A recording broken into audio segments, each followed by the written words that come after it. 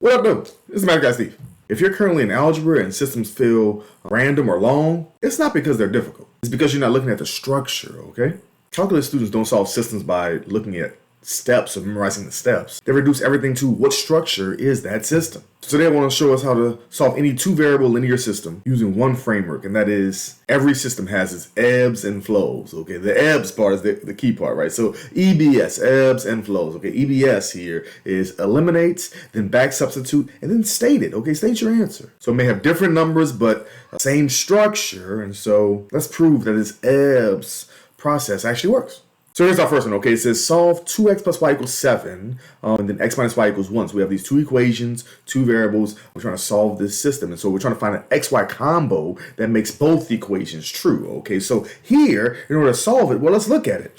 We look at the structure and we see that the y terms are opposite of each other, right? And so they're both of this similar form, but the y terms are opposite of each other. So this elimination version might be eliminate by addition. That might be the quickest way, right? So if we add these, then we see that, okay, the y terms would disappear, right? They actually cancel each other out. And so we get 2x plus x, which is 3x, got it, okay, and 7 plus 1 is 8, okay, so dividing by 3, now it's one equation, one variable, right, a lot easier to solve. Dividing by 3, we get x equals 8/3, okay, so again, we eliminated one variable, we solved that equation, right? So eliminate that one variable in order to find the x here. That's our E, and then our next step is the B, right? Back substitute. So we take this x and back substitute it in to one of the equations that has an x and a y in it to find the y value, right?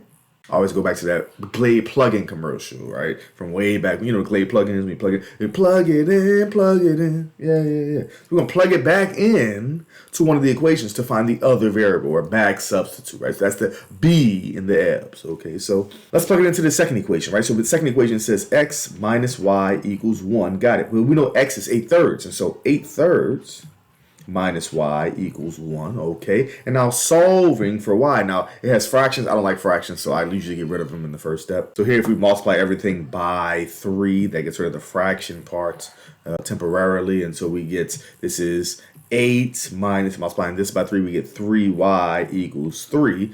Now, it's a lot easier to solve, right? Subtracting 8 from both sides, we get negative 3y equals 3 minus 8 is negative 5.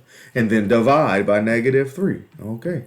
So we get y equals positive 5 over positive 3, okay?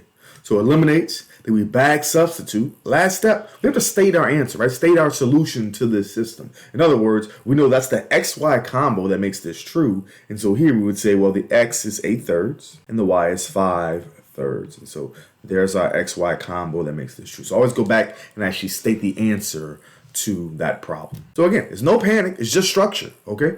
Let's try another one. All right, so for this one, we got, it says solve 3x plus 2y equals 11 and 5x plus y equals 13. Now here's where algebra students rush, right? Because the y's are not opposite, nor the x's opposite of each other. So that elimination is not really built in. If we're talking about the EBS, the elimination part is not really built in automatically. So we build it, okay? We build it, but we're trying to eliminating by that addition method, the same method that we used earlier, right? So how can we build it? Well, one of our rules of systems of equations is we're allowed to multiply either one or both of these equations by some non-zero number. And this will help us, so we'll choose wisely. We'll choose a number that fits, that helps us to eliminate one of those variables, right? So like here, one way I could do this is by multiplying this. One way I could do this, again, thinking ahead, if I want to add these and make one of the variables disappear, is by multiplying this second equation by negative 2. So again, we're thinking about the structure and we're trying to create the elimination part, the EBS, right? And so if I multiply the second equation by negative 2 and leave the first equation as is, we get a whole new system, right? We get, okay, 3x plus 2y equals 11, multiplying the second equation by negative 2, the whole thing, right? All the parts. We get negative 10x minus 2y equals negative 26. And now we're kind of back in that same boat, right? Where we are allowed to add these two equations and one of the variables disappears, okay? So here we get 3x plus negative 10x, which is negative 7x. As we wanted, the y's disappear. And then 11 plus negative 26 is negative 15. Got it. And now it's one equation, one variable, okay? So we solve this by dividing by negative 7 on both sides. So if I divide by negative 7 on both sides, we get x equals positive 15 over positive 7. There we go. So eliminate. We eliminate one of the variables. Got it. Next step is the back substitute. Now to find the other variable, we plug that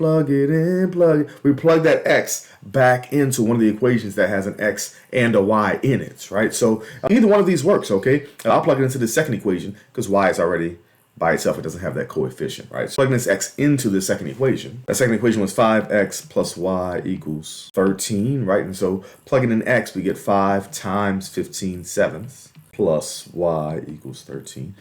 And I'll solve for y. Now here, again, I don't like fractions. No one does, right? And I do this for a living. So if I don't, I know you don't, right? So let's multiply everything by the LCD, or here by 7. And that gets rid of the fractions, right? So multiply this by 7, and this one here by 7, and this one here by 7. This gets rid of the fractions, at least temporarily. So here the 7s would cancel, and I get 5 times 15, which is 75, okay? Here we get 7 times y, so 7y. And here we get 7 times 13, which is 91. Okay, got it. Now, we can, again, it makes it a little bit easier to solve for y. So here's subtracting 75 from both sides.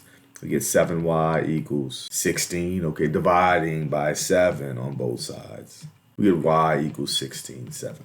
So step 1, eliminate. Step 2, we back substitute. But again, step 3, the S, right? The S part in EBS is to state your actual solution, state your answer, right? So here, we know it's the XY combo that makes both equations true. So we need to state, okay, the X part is 15/7 and the Y part is 16/7. So that would be the XY combo that makes both of these equations true. So notice here what changed. It was just the number, but the structure didn't change, right? In other words, we noticed the structure and then we applied the appropriates of EBS flow. All right, let's try one more. All right, so this one says solve y equals 2x plus 1. Then we got 3x plus y equals 19, right? So we're solving this system. Now, sometimes the E just looks a little bit different, okay? So like here, if we're trying to eliminate the variables, then this one, the structure is a bit different, but that's okay, right? Because here we have the y on a side by itself. So anytime we have a variable on a side by itself, then how we actually do the elimination is by elimination by substitution versus the addition method that we've done previously, right? And so here, since y is by itself, we're going to just take that y and substitute it in to the other equation, okay? So we get 3x plus, that whole y is just 2x plus 1, right? So 2x plus 1, and then equals 19. Okay, so plug that, if y is 2x plus 1, plug it